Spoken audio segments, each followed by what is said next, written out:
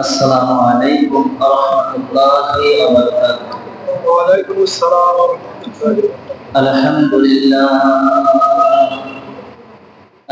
لله نحمده ونستعينه ونستغفره ونعوذ بالله من شرور أنفسنا ومن سيئات أعمالنا.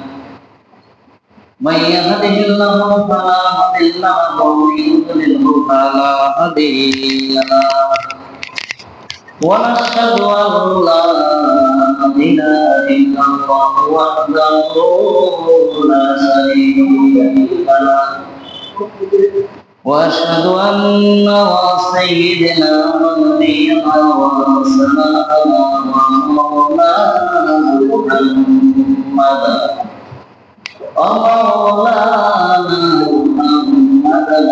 عبده ورسوله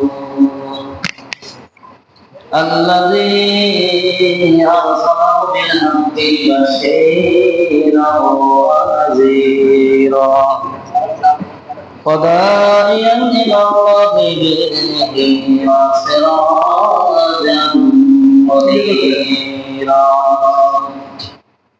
أما بعد فأعوذ بالله من الشيطان الرجيم. بسم الله الرحمن الرحيم. تبت يدا لهب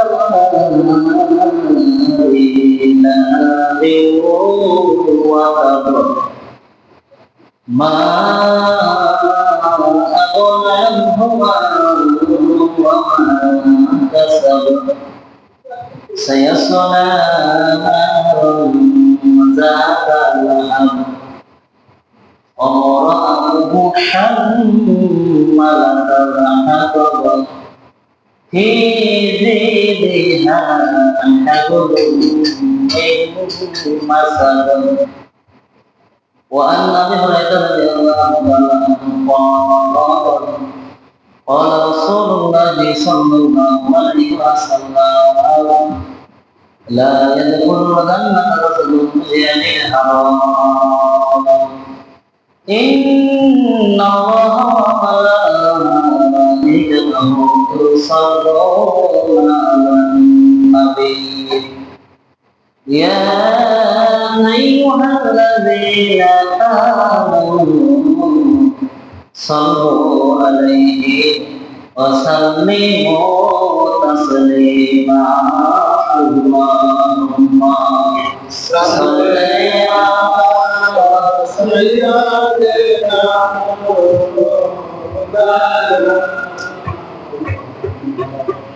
وعلى سيدنا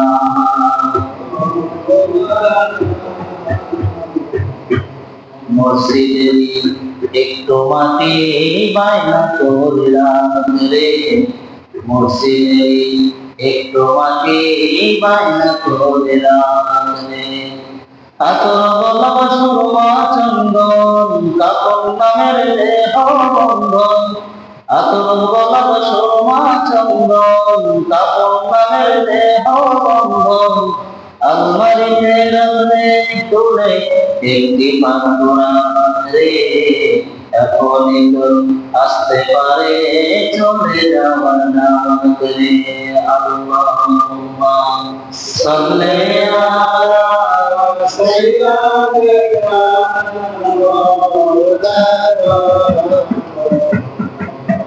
ওয়া আলি সাইয়্যিদিনা।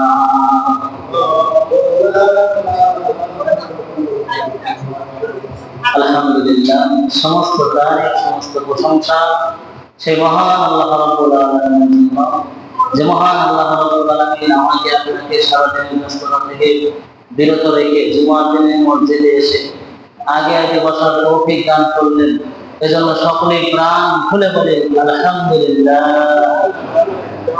অতঃপর লালু করি দরুদ সালাম সেই রাসূলের প্রতি যিনি সাইয়্যিদুল মুরসালিন খাতামুন নবী রাহমাতুল লিল আলামিন যে রসুলের আমি যদি পৃথিবীতে কোনো মানুষ যদি মেনে নেয় অকালে শান্তি পরকালে সুনিশ্চিত জান্নাত, সেই রসুলের উপরে শান্তি বর্ষিত হবে। সকলেই করি সাল্লাল্লাহু আলাইহি ওয়াসাল্লাম। সম্মানিত উপস্থিতি, মহান আল্লাহর দরবারে লাখো কোটি শুকরিয়া। পৃথিবীতে অনেক মুসলমান আছে যারা এতটাই ব্যস্ত পৃথিবীতে সারাদিনে ভোগাই করে শুক্রবার দিন জুমার নামাজটা অনেকের ভাগ্যে জলে না, আছে না? অসংখ্য আছে। কিন্তু মহান আল্লাহর দয়া, যে আল্লাহ দয়া করে আমাকে আপনাকে কিছুটা দিনের বুঝ দিয়ে জুমার দিনে মসজিদে বসার তৌফিক দান করলেন, সেই মহান রবের শুকরিয়া প্রাণ ভরে আবার বলে আলহামদুলিল্লাহ। সম্মানিত উপস্থিতি, আজকের আলোচ্য বিষয় সূরা আল-আহকাফ। সূরা আল-আহকাফের সংক্ষিপ্ত তাফসীর যতটুকু শোনানো যায়। আল্লাহ রাব্বুল আলামিন পবিত্র কোরআন কারীম যেটা মানবজাতির জন্য হিদায়াতের জন্য পাঠালেন, মহান আল্লাহ তাআলা যত কথা যত বিধিবিধান সবকিছু আল্লাহ তাআলা কোরআন কারীমের মধ্যে দিয়ে আমার রাসূলের উপর নাযিল করেছেন। এই স্থান কাল ভেদে যখন যা প্রয়োজন মহান আল্লাহ তাআলা সূরা আকারে আয়াত আকারে পৃথিবীতে পাঠিয়েছেন। সূরাতুল লাহাব, সূরার নাম কি? একটু মনোযোগ দেব সবাই, ইনশাআল্লাহ আশা করি উপকৃত হবে। এই সূরা লাহাব কোরআনুল কারীমের 111 নম্বর সূরা। কত নম্বর? 111 নম্বর সূরা। এই সূরাটা 5টা আয়াত। প্রথম 3টা আয়াত আবু লাহাব সম্পর্কে, পরবর্তী 2টা আয়াত তার স্ত্রীর উম্মে জামিল সম্পর্কে। এই একটি সূরা, যে সূরাটিতে দুইজন মানুষের আলোচনা করা হয়েছে, দুইজনই কাফের। কি? দুইজনই কাফের। আল্লাহ সরাসরি এই দুইজন মানুষের নাম ধরে তাদের কি করেছে? অপমান দিয়েছে। পৃথিবীতে অন্য কোনো সূরা এইভাবে নাই। এই সূরাটা মাক্কি সূরা। কি সূরা? মাক্কি সূরা। এই সূরাটা নাযিলের প্রেক্ষাপট ৯৯। মুহাম্মদুর রাসূলুল্লাহ সাল্লাল্লাহু আলাইহি ওয়াসাল্লাম, ওনাকে আল্লাহ তাআলা বললেন, রাসূল আপনি দ্বীনের দাওয়াত দেন। প্রথমে আপনি আপনার নিজ মানুষদেরকে দাওয়াত দেন। কাদেরকে? নিজের মানুষদেরকে দাওয়াত দেন এবং আপনার যারা সকলকে দাওয়াত দেন। আল্লাহ রাব্বুল আলামিনের এই আদেশ পাওয়ার পর আমার রাসূল সাল্লাল্লাহু আলাইহি ওয়াসাল্লাম উনি পাহাড়ের উপরে উঠে সকালবেলা জনগণকে ডাক দিলেন। এক একটা গোত্রের নাম ধরে ধরে মনে আসুন, বনি মুতাল্লিব বলছে, যতগুলি ছিল উনি ডাকলেন যে ভোরের বিপদ, ভোরের বিপদ। এই বলে যখন ডাক দিলেন সমস্ত গোত্রের থেকে লোকজন আসলো যে মুহাম্মদ ডাকে, এগুলো মুহাম্মদ তাড়াতাড়ি যাও। এরপরে যারা আসতে পারলো না তারা কি করলো? প্রতিনিধি পাঠিয়ে দিল। কি পাঠিয়ে দেয়? প্রতিনিধি। ওনার পরিবর্তে কি বলে তা শুনে আসে, সমস্ত মানুষ জমা হয়ে গেল। এবার আল্লাহ নবী ডাক দিলেন, তোমরা যারা এখানে উপস্থিত আছো বলো তো, আমি যদি বলি এই পাহাড়ের ওপার সাইডে একদল শত্রু আছে, সেনাবাহিনী আছে, যারা তোমাদেরকে আক্রমণ করবে, তোমরা কি আমাদের কথা বিশ্বাস করো? সবাই বললো কি আমরা বিশ্বাস করি, কারণ তুমি মুহাম্মদ জীবনে কোনোদিন মিথ্যা কথা বলনি, তুমি জীবনে কোনোদিন হাসি ঠাট্টার ফলে মিথ্যা কথা বলনি, তোমার মতো সত্যবাদী পৃথিবীতে আর কেউ নাই, আজ তোমার কথা আমরা বিশ্বাস করি। এই কথা বলার পর আমার নবী বললেন, তাহলে তোমরা শোনো, সেই মহান আল্লাহ তাআলার নির্দেশে আমি তোমাদেরকে বলছি, আমি আল্লাহর নবী, আল্লাহর প্রেরিত রাসূল, আমি সেই মহান আল্লাহর দ্বীনের দাওয়াত তোমাদেরকে দিচ্ছি। তোমরা আল্লাহর দ্বীনকে কবুল করো, কালেমা কবুল করো, তোমরা মুসলমান হও, তাহলে এই বিপদ থেকে তোমার রক্ষা হবে। কিভাবে বিপদ থেকে রক্ষা হবে? কথা বোঝা যায়? একটু মনোযোগ। তাহলে বিপদ থেকে রক্ষা পাবে। এই কথা বলা শেষ হওয়ার সঙ্গে সঙ্গে আবু লাহাব উনি বললেন, এই জন্য তুমি আমাদেরকে দেখেছো, তুমি ধ্বংস হও, তুমি মিথ্যা কথা বলার জন্য। কে বললো? আবু লাহাব বললো। অন্য কেউ কিন্তু বলে না, নিজের আপন চাচা সেই বললো যে তুমি কি হও? ধ্বংস হও। বলার সঙ্গে সঙ্গে মহান আল্লাহ তাআলা সূরা লাহাব নাযিল করলেন। আল্লাহ রাব্বুল আলামিন বলেন, তাব্বাত ইয়াদা আবি লাহাবিন ওয়া তাব। আল্লাহ রাব্বুল আলামিন বলেন, ধ্বংস হোক আবু লাহাবের দুই হাত এবং ছেলে, ধ্বংস হোক। তাফসীর ইবনে বাইজালি, তাফসীরুল হুকমানি, তাফসীরে মাদারি, আল্লামা সানাউল্লাহ আলাইহি রাহমাতুল্লাহ আলাইহি নবীজিকে যখন বললেন, আবু লাহাব যখন বললেন মুহাম্মদ তুমি ধ্বংস হও, আমার আল্লাহ সঙ্গে সঙ্গে সূরা লাহাবের আয়াতটা নাযিল করে দিয়ে বললেন, আবু লাহাবকে বলে দিলেন, আবু লাহাব তুমি নিজেই ধ্বংস হবে, তুমি শুধু ধ্বংস হবে না, তোমার হাত দুইটাও ধ্বংস হয়ে যাবে। মুফাসসিরিন কেরাম বলেন, আবু লাহাব আমার নবীকে এক হাত দিয়ে ঢেলে দিয়েছিলেন, তাহলে আল্লাহ কেন বললেন তার দুই হাত ধ্বংস হোক? পৃথিবীর মানুষ মনে রাখবে, মানুষ যখন এক হাত দিয়ে কোনো কিছু ঢেলে মারে, ছুঁড়ে মারে, সঙ্গে সঙ্গে দেখবেন বাম হাতও সঙ্গে সঙ্গে নড়াচড়া করে না? এক হাতে যখনই ঢেল দিবেন আর এক হাত কি করে? নড়াচড়া করে, মানে এই হাতও কি করলো? সহযোগিতা করলো। এই জন্য আল্লাহ রাব্বুল আলামিন বললেন, আবু লাহাব তোমার দুই হাত ধ্বংস হবে। মুফাসসিরিন কেরাম বলেন, রাসূলের বিরুদ্ধে যতগুলি মানুষ করেছিল তার মধ্যে আবু লাহাব ছিল অন্যতম। আমার রাসূল যেখানেই দ্বীনের দাওয়াত দিতে যাইতেন, হযরতে আসমা রাদিয়াল্লাহু তাআলা বলে, আমার রাসূল যখনই কোনো জায়গায়, কোনো বাজারে, কোনো লোকালয়ে দ্বীনের দাওয়াত দেওয়ার জন্য যাইতেন, পিছন পিছন আবু লাহাব যাইতো। আবু লাহাব যাওয়ার পরে আমার নবী যখন মানুষদেরকে বলতো, তোমরা দ্বীনের পথে ফিরে এসো, কালেমা গ্রহণ করো, আল্লাহকে গ্রহণ করো, আমি তোমাদের নবী তোমাদের বলছি, এই কথা বলার পর সঙ্গে সঙ্গে আবু লাহাব পিছন থেকে বলতো, এই লোকজন শোনো, এই মুহাম্মদ হলো মিথ্যাবাদী, সে নিজের ধর্মচ্যুত হয়েছে, সে নিজে মিথ্যা কথা বলে, তোমরা খবরদার কেউ তার কথা শুনবে না। সেই যুগে একটা নীতি ছিল, আপন মানুষ যদি কোনো মানুষের বিরুদ্ধে বলে, মানুষ কিন্তু বিশ্বাস করে কিনা? আজকে যদি আমার বাবা অথবা আমার আপন মানুষ যদি আমার সম্পর্কে বলে, অন্য মানুষ বললে বিশ্বাস না হলে, কিন্তু আমার বাবা যদি বলে, চাচা যদি বলে, সে কথা বিশ্বাস বলে কি মনে না বলে, কারণ কাছের মানুষ, কিসের মানুষ? সেই যুগে এই প্রবণতা ছিল। তখন কিছু কিছু মানুষ মনে করতো আপন চাচাদেরও তো বলছে, অবশ্যই ঠিক। এরপর আল্লাহ রাব্বুল আলামিন বলেন, মা আগানা আনহু মালুহু ওয়া মা কাসাব। আল্লাহ রাব্বুল আলামিন বলে, শুধু আবু লাহাবই ধ্বংস হবে না, ও জীবনে যা কিছু উপার্জন করেছে, যা কিছু ইনকাম করেছে, আর সব কিছু আমি আল্লাহ রাব্বুল আলামিন ধ্বংস করে দেব। এই সম্পদ তার কোনো কাজে আসবে না। মুফাসসিরিন কেরাম বলেন, এই আবু লাহাব ওর ধন সম্পদ কোনো কাজে আসে নাই, তার বাস্তব প্রমাণ শোনেন। এই আবু লাহাব যেদিন দুনিয়া থেকে বিদায় করবে, বিদায় হয়ে যাবে, এর আগের ঘটনা, এই আবু লাহাব তার সন্তান ছিল উদাইবা, উতবা আর হলো মুআত্তা, তিনজন সন্তান ছিলেন। এই তিনজন সন্তানের ভিতরে দুইজন সন্তান, একজন হলো উদাইবা, একজন হলো উতাইবা। এই দুইজনকে আল্লাহ নবীর নিয়ে দুইজনের সঙ্গে বিয়ে দিয়েছিলেন। হযরতে যায়েনব রাদিয়াল্লাহু তাআলা আনহুকে এবং হযরতে রুকাইয়া রাদিয়াল্লাহু তাআলা আনহাকে, এই দুইজনকে আল্লাহ নবী আবু লাহাবের দুইটা সন্তানের সঙ্গে বিয়ে দিয়েছিলেন। একদিকে আবু লাহাব আপন চাচা, একদিকে আপন বিয়ে। সেই যুগে কিন্তু এটা কি ছিল? বিয়ে ছিল, মানে বা কি ছিল? বিধান ছিল, বিধানে কোনো সমস্যা ছিল না। তাই বলে এখন কিন্তু আর দেওয়া যাবে না।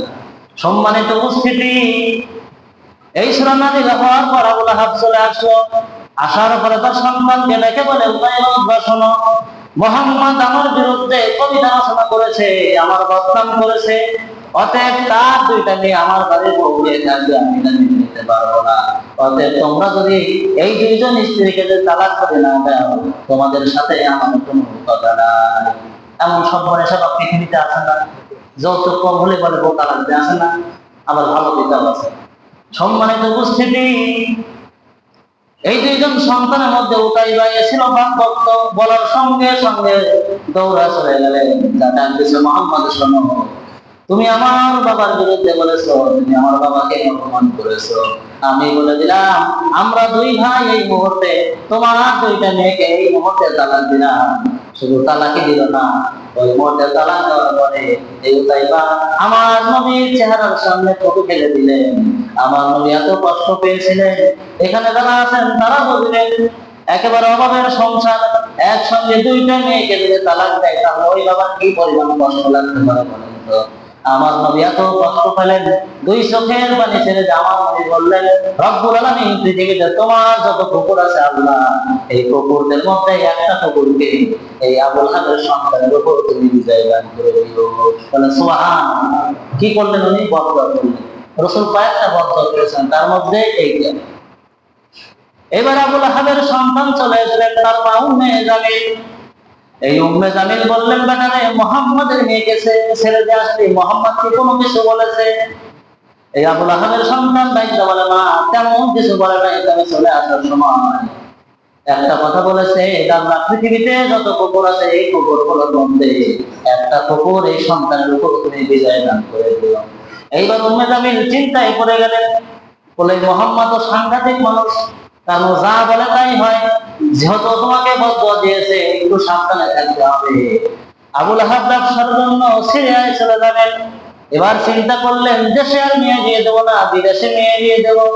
আমাদের দেশেও কিন্তু এই প্রবণতা কম নাই, ক্ষমতায় থাকুক বা না থাকুক হাজার হাজার মানুষ দেশে মেয়ের অভাব থাকে না, তারপরও ছেলেকে বিদেশে দেয় না। হিন্দু হোক খ্রিস্টান হোক বৌদ্ধ দেখাবেই নাই, আসলে এরকম ঘটনা বহুত আছে। সম্মানিত উপস্থিতি, আবুল আহাব সঙ্গে করে সেই ছেলেকে নিয়ে গেলেন সিরিয়ায়। সিরিয়ায় যাওয়ার পথে পাথরির মধ্যে একটা রাস্তায় হেরে তাবু গাড়লেন, রাত্রি যাপন করবেন। এইবার রাত্রি যাপন করার কালে ওখানকার লোকজনদেরকে বললেন, এখানে কি অবস্থা? ওখানকার লোকজন বললেন, এই জায়গায় হিংস্র প্রাণীরা আসে, কুকুররা আসে, একটু সাবধানে থাকবেন। আবুল আহাব ভয় পেয়ে গেলেন, যেই কুকুরের ভয় আমার সন্তানকে নিয়ে আমি সিরিয়ায় চলে এসেছি। এইবার সঙ্গীদেরকে ডাক দিলেন, সঙ্গীরা শোনো, আমার সন্তানকে ঘিরে রাখো, সন্তানের চারিপাশে উটগুলিকে শোয়া দাও, এবং তোমরা সারা রাত্রি জেগে থাকবে, একদিনের পর একদিন জেগে থাকবে, যেন আমার সন্তানের যেন কোনো ক্ষতি না হয়। এইবার আবুল আহাব ঘুমিয়ে গেলেন, লোকজন ধীরে ধীরে ঘুমিয়ে গেলেন, আমার আল্লাহ তাদের চোখে ঘুম দিয়ে দিলেন। এইবার ঘুমানোর পরে একটা কুকুর আসলেন, কুকুর আসার পরে আবুল আহাবের গা শুয়ে দেখে নাই আবুল আহাব। এইবার কুকুরটা তাকায় দেখে উটের মাঝখানে তার সন্তান উতাইবা শুয়ে আছে। সঙ্গে সঙ্গে উতাইবার কাছে এসে উতাইবাকে ওই জায়গা ধরে একদম টুকরো টুকরো করে কলিজাগুলো বের করে। এমন অবস্থায় তার সন্তান চিৎকার দেয়, বলে আব্বা। চিৎকার দেওয়ার সঙ্গে সঙ্গে সবাই জাগ্রত হয়ে যায়। জাগ্রত হওয়ার পরে দেখে আবুল আহাবের সন্তানকে টুকরো টুকরো করে ফেলেছে। সুবহানাল্লাহ, বাঁচাতে পারে না, শেষ হয়ে গেল। এইবার আবুল আহাব যখন দেশে চলে আসলেন, আল্লাহ রাব্বুল আলামিন বলেন, সায়াসলা নারান ওয়াজাতা লাহাবা। আল্লাহ 3 নাম্বার আয়াতে বললেন, শুধু ধ্বংস হবে না, আমি আল্লাহ কি করব, ওকে অচিরেই আমি জাহান্নামের অগ্নিশিখার মধ্যে প্রবেশ করাবো। তার মানে মরার সঙ্গে সঙ্গে আল্লাহ কি করবেন, ওকে জাহান্নামে দিবেন। সম্মানিত উপস্থিতি, কিছুদিন পরে আবুল আহাব দুনিয়া থেকে বিদায় নেবেন। আবুল আহাবের গায়ে এক ধরনের চর্মরোগ উঠলো, চুলকানি উঠলো, এত দুর্গন্ধ বের হয়ে গেল তার গা দিয়ে, এত গন্ধ বের হয়ে গেল, বাড়ির লোকজন তাকে কাছে রাখতে পারলো না। দূরে একটা পাহাড়ের পাথর সে ফেলে দিয়ে আসলো। একদিন, 2 দিন যায়, 3 দিনে যায়, এলাকার মানুষ দেখে বলে, এই আবুল আহাবের সন্তানরা শোনো, তোমার বাবাকে ওই মাটি দাও, না হলে ওখান থেকে ফেলে দাও, দুর্গন্ধ এলাকায় থাকা যায় না। ওই রাস্তায় যাচ্ছিলেন হাবশী গোলামরা, যারা টাকার বিনিময়ে কাজ করে। মুফাসসিরিন কেরাম বলেন, আবুল আহাবের সন্তানরা লোকদেরকে ভাড়া করে বললো, আমার এই বাবাকে একটু মাটিতে ফেলে দেন, অথবা যে কোনো একটা গর্তের মধ্যে ফেলে দেন এই আবুল আহাবকে। ওই হাবশী গোলামরা লাঠি দিয়ে ফেলে ফেলে গর্তের মধ্যে ফেলে দিয়েছিলেন। আল্লাহ এই জন্য বলেছিলেন যে তোমার ধন সম্পদ ছেলে মেয়ে কোনো কিছু কাজে আসবে না। এখন বলেন তো, কোন সম্পদ কি তার কাজে আসছে? সন্তানও কাজে লাগে নাই, সম্পদও কাজে লাগে নাই। এই আবুল আহাব মাঝে মধ্যে নবীকে বলতো, নবী মুহাম্মদ শোনো, যদি গজব এসে যায়, যদি বিপদ এসে যায়, আমার কাছে যে সম্পদ আছে এই সম্পদ দিয়ে আমি বিপদ থেকে উদ্ধার পেয়ে যাবো। মুহাম্মদ, তোমার যদি কোনো সম্পদ লাগে তুমি আমার কাছে চাইতে পারো। এইরকম সম্পদের অহংকার করতেন, ছেলে মেয়ে নিয়ে গল্প করতেন, অহংকার করতেন। পৃথিবীতে এমনও মানুষ এখন আছে, ছেলে নিয়ে গল্প করে, সম্পদ নিয়ে গল্প করে, কিন্তু কেমন পরিণত হতে পারে, মৃত্যুর সময় তোমার কাউকে কাজে লাগবে না। আপনারা একটু ঠান্ডা মাথায় দেখবেন, পৃথিবীতে অনেক মানুষ আছে, অনেক সম্মানী, কিন্তু এমন ভাবে মৃত্যুবরণ করে, মরার সময় আপন মানুষ কাছে পায় না। আছে না? একটু দেখেন, অনেক মানুষ আছে শেষ বয়সে এসে আপন বন্ধুর কাছে পায় না। ছেলে থাকে আমেরিকা, মেয়ে থাকে লন্ডন, বা একলা একলা জীবন যায় না। ওগুলো দেখেন, এখান থেকে অভিজ্ঞতা নিতে হবে, এখান থেকে অর্জন করেন। এই পৃথিবী কিছুই না, থাকার জায়গা না। আপনার শরীর আল্লাহ তাআলা আজকে এত শক্তি দিয়েছে, দান করেছে, মেধা দিয়েছে, একটা রোগ যদি এদিক সেদিক করে যায়, আপনার পাগল। আপনার ছেলের দাম আর সমাজও নাই, ছেলে মেয়ের কাছেও নাই, কারোর কাছেই নাই। এই জন্য সুস্থ থাকা অবস্থায় সেই মহান আল্লাহর ইবাদত করতে হবে। সম্মানিত উপস্থিতি, এরপরে দুইয়াত আল্লাহ রাব্বুল আলামিন উম্মে জামিলের কথা বললেন, ওয়া আমরাআতুহু হাম্মালাতাল হাতাব। আল্লাহ বলে শুধু আবু লাহাব ধ্বংস হবে না, তার স্ত্রীও ধ্বংস হবে। তার স্ত্রীর নাম ছিল হলো আরদা। কি ছিল? আরদা। কিন্তু উম্মে জামিল ছিল ডাক নাম, এই নামে তিনি পরিচিত লাভ করেছিলেন। এই জন্য আল্লাহ রাব্বুল আলামিন উম্মে জামিলকে বললেন, আর শুধু সেই ধ্বংস হবে না, তার স্ত্রীকেও আমি আল্লাহ ধ্বংস করে দেব। আবু লাহাব যেরকম রাসূলের বিরুদ্ধে করতেন, তার স্ত্রীও তার চেয়েও বেশি বিরুদ্ধে করতেন। এত খারাপ মহিলা ছিলেন উম্মে জামিল। রাসূল যখন নামাজে যাইতেন, এই উম্মে জামিল নারী ভুরি পোশাকগুলো তার ফেলে দিতেন। রাত্রি গভীর রাতে রাসূল যখন ঘুমায় থাকতেন, এই মহিলা কাঁটা, বরুণ কাঁটা, বিভিন্ন গাছের কাঁটা কুটে এনে দরজায় দিয়ে রাখতেন, যাতে মুহাম্মদ বের হলে তার পায়ে বেঁধে মুহাম্মদ সাল্লাল্লাহু আলাইহি ওয়াসাল্লাম ছোট ছোট সন্তানরা যাতে ঘর থেকে বাহির হলেই তার পায়ে কাঁটা বেঁধে। এতটা খারাপ মহিলা ছিলেন এই উম্মে জামিল, যার কারণে আল্লাহ তাআলা সরাসরি তাকে কোরআনুল কারীমে তার কথা বলে দিয়েছেন। সম্মানিত উপস্থিতি, এরপর আল্লাহ তাআলা বলেন, ফিজিদিহা হাবলুম মিন মাসাদ। শুধু তাকে ধ্বংস করবো না, তার গলার মধ্যে যে রশি ছিল, পাকানো রশি ছিল, সেই রশি সহ আমি তাকে জাহান্নামে দিয়ে দেব। এই উম্মে জামিলের গলায় সবসময় একটা রশি থাকতো। এই রশি দিয়ে সে কি করতো? কাঠ কুড়াতো। তাকে কাঠ বহনকারী বলা হয়। মুফাসসিরিন কেরাম বলেন, বুখারীর হাদিসেও আছে, আবু লাহাবকে যখন জাহান্নামে দেবে, এই উম্মে জামিল কাঠ গোছায়া গোছায়া জাহান্নামের মধ্যে দিবে, যাতে আরো বেশি করে আগুন জ্বালে। এবং ফেরেশতারা কিয়ামতের ময়দানে এই উম্মে জামিলকে এই গলার রশি ধরে টেনে টেনে জাহান্নামে নিয়ে যাবে। এই উম্মে জামিল কতটা খারাপ ছিল জানেন? এই উম্মে জামিলের গলায় একটা দামি হার ছিলেন। ওই উম্মে জামিল মাঝে মধ্যে মানুষকে বলতো, শোনো, যদি কেউ মুহাম্মাদের ক্ষতি করতে পারো, আমি আমার গলার হার বিক্রি করে যত সম্পদ হয় সমস্ত সম্পদগুলো আমি মুহাম্মাদের বিরুদ্ধে লাগিয়ে দেব। এই কথা বলতে যে মুহাম্মাদের শত্রুর জন্য যত অর্থ প্রয়োজন আমি দেবো, এরকম খারাপ মানুষ ছিলেন। এই জন্য আল্লাহ তাআলা কি করলেন? একেও জাহান্নামে প্রবেশ করেন। কি করলেন? প্রবেশ করেন। এই দুইজন মানুষের ঘটনা আল্লাহ তাআলা এই কোরআনুল কারীমের মধ্যে দিলেন। এখান থেকে কিছু শিক্ষা আছে। রাসূলের বিরুদ্ধে করলে ইহকালেও সে অপমানিত হবে, পরকালেও অপমানিত হবে। হবে কি হবে না? মনে রাখবেন, ইসলামের কোন বিধানকে যদি আপনি অমান্য করেন, যদি অস্বীকার করেন, তাহলে আপনি কি হয়ে যাবেন? কাফের হয়ে যাবেন। মনে করেন মসজিদে দান করা সওয়াব, আপনি যদি অবিশ্বাস করেন, আপনি কাফের। কি আপনি? কাফের। কারণ এটা আল্লাহ রাসূল একাধিক হাদিসে বলেছেন। কি বলেছে? একাধিক হাদিস। এই জন্য অনেক বিধান আছে। আপনি নামাজ পড়েন না, আপনাকে একজন বলবো আপনি নামাজ পড়েন, আপনি বলেন ধরুন নামাজ পড়ে কি হবে, আপনার সঙ্গে সঙ্গে কাজে লাগবে। আর আপনি যদি বলেন আসলে নামাজ পড়ি না, এটা আমার ভুল, আল্লাহ আমাকে মাফ করে। কথার মধ্যে অনেক কিছু আছে। পড়েন না, এটা একটা অপরাধ। এই জন্য পৃথিবীতে শোনেন, যারা আমরা এখানে দেশে আছি, আল্লাহর দয়া, তারা 5 ওয়াক্ত নামাজ পড়ে। এখনো যারা 5 ওয়াক্ত নামাজ আমরা পড়ে যাই, উচিত আমাদের কি করা? 5 ওয়াক্ত নামাজ ঠিকমতো আদায় করা।